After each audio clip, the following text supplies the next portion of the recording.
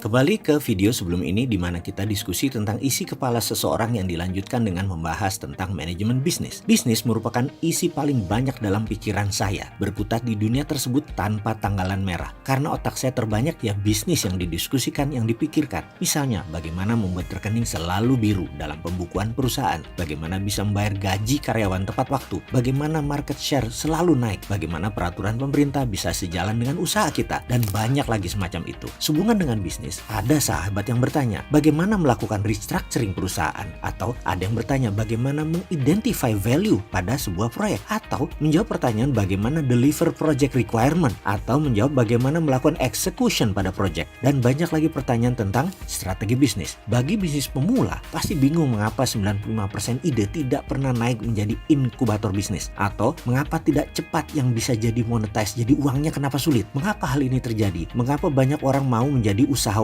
entrepreneur namun faktanya tetap saja menjadi budak uang? Yang jadi direktur dia, yang nagih dia, yang jualan dia, nggak ada tanggalan merah dalam keseharian. Setiap hari harus kerja terus. Sewaktu jadi pegawai, kita hanya mengerjakan job desk. Begitu berwirausaha, kita mengerjakan semuanya. Mau bayar orang atau pegawai, margin keuntungan masih berat. Sepenuhnya penuh dilema. Lalu di mana enaknya wirausaha? Bagaimana jalan keluarnya? Oke, kita bahas dari sisi manajemen perusahaan. Ada 4 macam strata atau level atau step bisnis ketika kita menjadi pengusaha. Tahap awal strata 1 atau level 1 namanya periode inkubator. Periode ini kita membahas ide, konsep, strategi, struktur, sistem, dan lain sebagainya. Satu saja sendi ini tidak terlihat, maka usaha itu pasti tidak akan jalan. Inilah yang menjadi penyebab 90% usaha berhenti di ide. Cobalah Anda mulai merenung pengalaman pribadi Anda selama ini. Dari 20 ide hanya 1 yang terrealisir, itu pun karena banyak faktor pendukungnya seperti ide, konsep, strategi, struktur, sistem, produk, pricing, dan daftar panjang lainnya tersedia. Baik karena kita sudah memiliki atau mitra kita yang memilikinya. Lalu periode strata berikutnya, kalau inkubator bisnis terlewati, masuklah periode growth, masa pertumbuhan. Ini mulai yang namanya sistem organisasi, teamwork, kompetitor mulai bermunculan. Hingga lanjut ke strata yang lebih tinggi yaitu periode M dan periode P. Sebuah usaha yang masuk ke M inilah kunci sustainable business. M ini belum dibuka dulu arti katanya. Sabar, kunci Anda bisa disebut pebisnis setelah 5% ide jadi usaha di strata 1. Bertahan di strata 2 masuk periode growth. Disinilah tantangan terberat. Sebagaimana catatan terbanyak guru besar bidang bisnis seperti Peter F. Drucker atau John Naisbitt dalam buku-bukunya menuliskan, hanya 30% yang bertahan lebih dari 5 tahun. Dan